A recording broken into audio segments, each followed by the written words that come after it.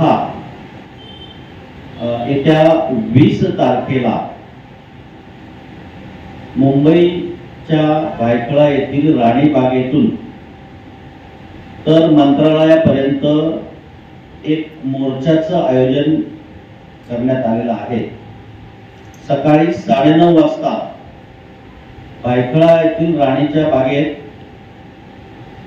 सर्व ओबीसी संघटना आणि कुणबी एकीकरण समितीचे सर्व कार्यकर्ते अध्यक्ष हे त्या ठिकाणी उपस्थित राहणार आहेत।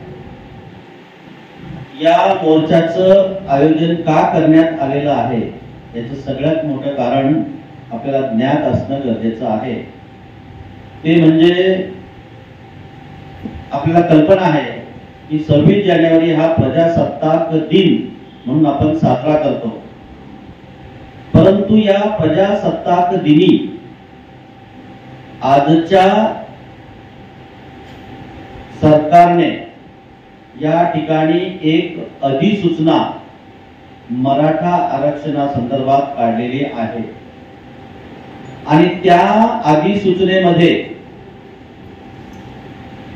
जात पडताळणीच्या संदर्भामध्ये त्यांनी काही शब्दांचा उल्लेख केला आहे। ते शब्द असे आहेत की सगळे सोयरे, गणगोत आणि सजातीय। आता या 3 शब्दांचा उल्लेख इतका व्यापक आहे। आपण सगळे कोणाला म्हणतो की जे आपल्या रक्ताचे आहेत, वडिलांच्या म्हणजे परंपरेने आलेले आहे, ज्याला पितृसत्ताक आपण म्हणतो असे। आणि सोयरे कोणाला म्हणतो तर जे आईच्या रक्ताचे आहेत। आणि सगळे सोयरे शब्द टाकून जर त्या ठिकाणी गणगोत शब्द टाकून आणि सजातीय शब्द टाकून, कारण खरं म्हणजे तिथं स्वजातीय असा शब्द हवा होता, हे शब्द टाकून जर त्या ठिकाणी जात पडताळणीला जर ही केस गेली तर जवळजवळ मी तुम्हाला साधं उदाहरण सांगतो, तुम्ही कदाचित हसाल सुद्धा।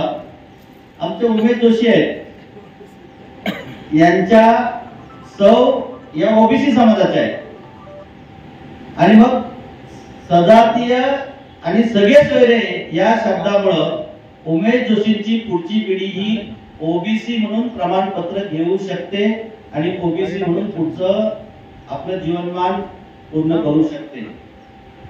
ह्या एक सजातीय शब्दामुळे म्हणजे इथंच उदाहरण आहे म्हणून दिलं, उमेश राग नका म्हणून नाव घेतलंय। तसा प्रकार दिनेशजींच्या बाबतीत होणार नाही, कारण ते स्वतः पितृसत्ताक आहेत, मातृसत्ताक म्हणून ते पुन्हा मराठा टू ओबीसी असं काही होणार नाही। तर ह्या गोष्टीमुळं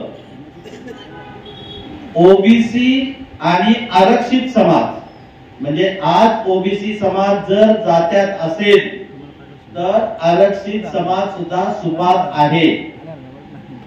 या तीनही समाजांवर म्हणजे एसटी आणि एसटी सहित ओबीसी या तिन्ही समाजांवर फार मोठं गंडांतर येणार आहे आणि आजचं सरकार आहे याला ते गंडांतर आणायचंच आहे, कारण त्या सरकारची मातृसंस्था यांना आरक्षण मुक्त भारत करायचा आहे।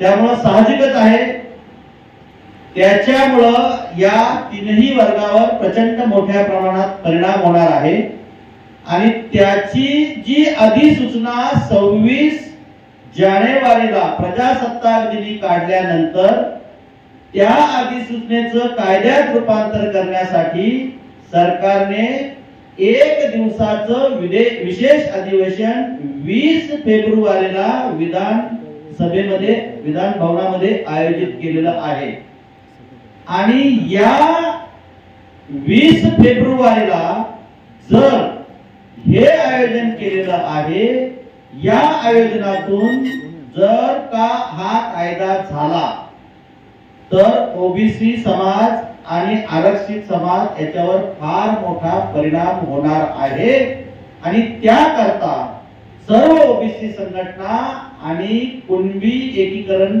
समिती यांच्या वतीनं हा राणीचा बाग ते मंत्रालय विधान भवन अशा मोर्चाचं आयोजन केलेलं आहे. याचा परिणाम काय होऊ शकतो आणि हे कशासाठी चाललंय हे तुम्हाला मला या ठिकाणी थोडक्यात विस्तृत सांगायची आवश्यकता वाटते. मी आपणास सांगू शकतो की मी ज्या प्रक्रियेतून गेलो, की ज्या प्रक्रियेमुळे मी बाधित झालो. 1990 ला मी माझं कृषी शिक्षण पूर्ण करत असताना मंडळ आयोग लागू झाला शैक्षणिक आणि सामाजिक याच्याकरता. तो संपूर्ण भारतभर लागू झाला. हा मंडळ आयोग भारतभर लागू झाल्यानंतर महाराष्ट्रात मात्र मंडळ आयोगाची अंमलबजावणी ही 1994 ला झाली. खरं म्हणजे महाराष्ट्र हे पुरोगामी राष्ट्र आहे. मंडळ आयोग लागू झाल्यानंतर तात्काळ 1990 ला त्याची अंमलबजावणी होणं गरजेचं होतं, परंतु ती अंमलबजावणी मात्र 1994 ला झाली. आणि 94 ला झाल्यानंतर तत्कालीन महाराष्ट्र सरकारने 95 ला झिरो बजेट लागू केलं. आणि झिरो बजेट लागू केल्यामुळं जो काही अगोदर ओबीसी एससी एसटी चा बॅकलॉग होता तो भरला गेला नाही. म्हणजे 90 पासून तर 1999 पर्यंत झिरो बजेट राहिला. आणि झिरो बजेट 99 पर्यंत राहिल्यामुळं ओबीसीच्या लोकांना मंडळ आयोग लागून 27% आरक्षणाची तरतूद झाल्यानंतर सुद्धा फायदा झाला नाही. आणि तो फायदा न झाल्या कारणाने त्यानंतर मंडळ आयोग लागू झाला, झिरो बजेट लागला, 99 पर्यंत थांबला. 2000 ला एक वेगळ्या आयोगाची निर्मिती करण्यात आली. त्या आयोगाचं नाव होतं खत्री आयोग. आणि त्या खत्री आयोगाने असं काही खत्री काम केलं की त्यांनी मराठा कुणबी आणि कुणबी मराठा या दोन जातींचा समावेश ओबीसी मध्ये करून घेतला. आता मराठा कुणबी आणि कुणबी मराठा जर तुम्ही पश्चिम महाराष्ट्र किंवा विदर्भ किंवा मराठवाड्यामध्ये जर गेलात तर ह्या मराठा कुणबी आणि कुणबी मराठा यांचे सगळे सोयरे मात्र मोठ्या प्रमाणात मराठाच आहेत. आणि म्हणून 2000 पासून तर आतापर्यंत ज्या काही ओबीसीच्या भरत्या झाल्या त्या भरत्यांमध्ये मोठ्या प्रमाणात जर भरती प्रक्रिया राबवली गेली असेल तर त्यातून ओबीसीच्या कोट्यातून मराठा कुणबी आणि कुणबी मराठा यांची भरती झाली. मूळ ओबीसीना मात्र बोंबलत ठेवलं.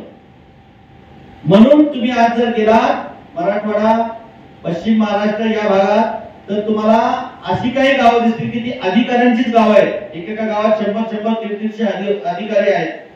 100% गावातून एक तरी माणूस गव्हर्नमेंट सर्वंट आहे. पण ती परिस्थिती तुम्हाला कोकण प्रांत किंवा मुंबईमध्ये दिसत नाही. आपल्याकडचा माणूस आपल्याला गव्हर्नमेंट सर्व्हिस मिळत नाही म्हणून त्याचा कल प्रायव्हेट सेक्टरकडे वळला. तो खासगी नोकऱ्यांकडे जास्त त्याचा कल वाढत गेला, परंतु गव्हर्नमेंट सेक्टरमध्ये तो आला नाही. त्यानंतर ही गोष्ट जेव्हा लक्षात आली त्यावेळेसचे जे खासदार होते गोपीनाथजी मुंडे, समीरजी भुजबळ यांनी 2010 साली लोकसभेमध्ये 100 खासदारांना घेऊन ओबीसींची स्वतंत्र जात गणना करावी, ओबीसींची नव्हे तर स्वतंत्र जात न्याय जनगणना व्हावी असा आवाज उठवला. मनमोहन सिंग सरकारने ते स्वीकारलं. तिसरा कॉलम न टाकता एक इम्पिरिकल डाटा गोळा करायचं त्यावेळेस ठरवलं.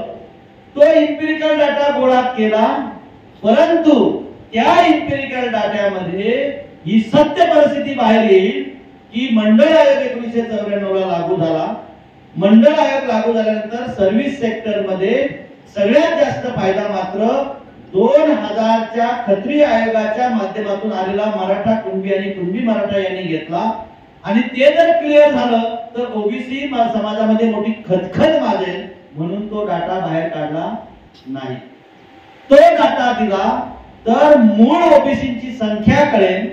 ती संख्या कळली तर बजेटमध्ये त्याची तरतूद करावी लागेल, अर्थसंकल्पामध्ये तरतूद करावी लागेल. त्यामुळे तो डाटा बाहेर येऊ दिला नाही. तो डाटा बाहेर जर आला तर ओबीसीच्या 27% आरक्षणानुसार जिसकी जितनी संख्या भारी उसकी उतनी भागीदारी हा कर्पूरी ठाकूर यांचा जो फॉर्म्युला होता त्या फॉर्म्युल्यानुसार ग्रामपंचायत, जिल्हा परिषद, पंचायत समिती, नगर पंचायत, नगरपालिका, महानगरपालिका, नवे विधानसभा आणि लोकसभा मध्ये सुद्धा आरक्षित जागा ठेवाव्या लागतील, कारण ओबीसीचा डाटा उपलब्ध आहे आणि ओबीसीची खऱ्या अर्थाने शैक्षणिक सामाजिक मागासलेपणाची जी हे आहे त्या ठिकाणी या वरती मागासलेपणाची जी स्थिती आहे ती लक्षात येईल आणि तो डाटा त्या ठिकाणी गोळा करावा लागेल आणि डाटा गोळा केल्यानंतर त्याचा येऊन तो सरकारने डाटा कोणालाही दिला नाही, तो फक्त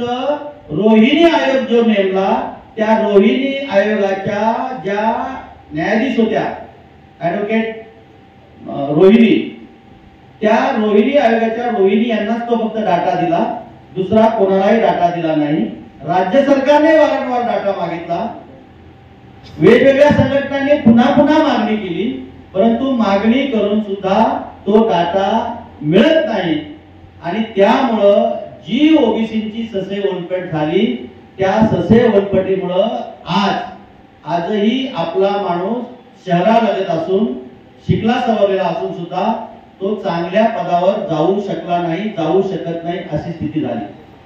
त्याच्यानंतर मोठ्या प्रमाणात मराठा आंदोलनं झाली आणि मराठा आंदोलन झाल्यानंतर त्या मराठा आंदोलकांचा छुपा अजेंडा होता की मराठ्यांचा ओबीसी मध्ये समावेश करावा, परंतु तो त्यांचा छुपा अजेंडा त्यांनी कधीही एक्सपोज केला नाही।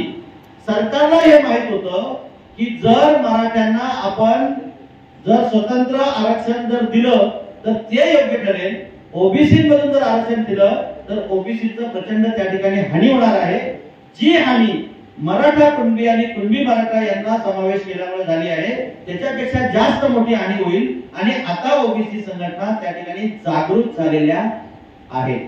आता ह्या जागृत झालेल्या संघटनांमुळे त्या ठिकाणी आज परिस्थिती अशी आहे की या संघटना त्या ठिकाणी काम करतात, त्यामुळं मराठ्यांना 16% सोशिओ इकॉनॉमिक जो एससीसीसी ज्याला म्हणतात म्हणजे सामाजिक मागासलेपणाचा जो त्यांनी एससीसीसी केलं म्हणजे काय म्हणतात त्याला म्हणजे SCBC socio economic backward class खाली त्यांना 16% आरक्षण दिलं। सरकारने ओबीसीचा कोटा जो आहे बॅकलॉग आहे तो भरला नाही, परंतु या socio economic backward class SCBC खाली बॅकलॉग दाखवला आणि जवळ 43,000 जागांची भरती केली 16% मधून। एवढंच नाही, 50%चं सिलिंग तोडायचं नाही म्हटलं आणि 10% ईडब्ल्यूएस ला सुद्धा त्या ठिकाणी जागा उपलब्ध करून दिल्या। आता बघा 43,000 जागा भरल्यानंतर सुप्रीम कोर्टामध्ये तो एससीबीसीचा कायदा रद्द झाला, परंतु महाराष्ट्र सरकारमधील संख्येच्या बळावर असणाऱ्या मराठा आमदारांनी त्या जागांचं रेग्युलेशन करून घेतलं आणि ते रेग्युलेशन करताना त्यांनी काय केलं का उच्चतम गुणवत्ता असणारा आपला जो ओबीसी शिक्षक असेल, ओबीसी ऑफिसर असेल, ओबीसी आयएएस ऑफिसर असेल यांना स्वयं घोषणा पत्र लिहून घेऊन त्यांना मूळ प्रवर्गामध्ये टाकून घेतलं आणि त्यांच्या जागा रिकाम्या करून घेतल्या।